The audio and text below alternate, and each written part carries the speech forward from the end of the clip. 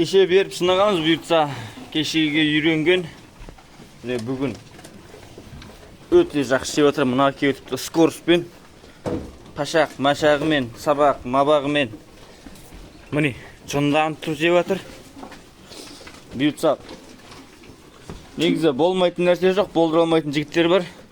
Міне, мынау бітірейін деген. Осы, менше ол ештеңе бола қоймайды. Наоборот, мына жерде кісіге кедергі болып, мына чөптер. Кісіге кедергі болып, қанша мыжсаң да таптасаң да бой бермей шығып жатқан. Демек ол чөп бірдеңені біледі. Ай, осы мен осы таң жарыққа керекпін деп шығып жатқаны қаншылық.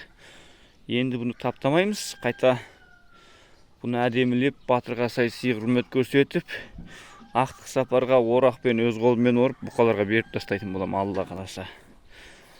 Әлі күнге тіркелмесеңіз тіркеліп, лайк басып, комментария жазып, малы бар достарыңызбен бөлісіңіздер. Бұйыртса бәрі жақсы болады. Мұның бәрі тұнып тұрған даяр тағам, даяр чөп.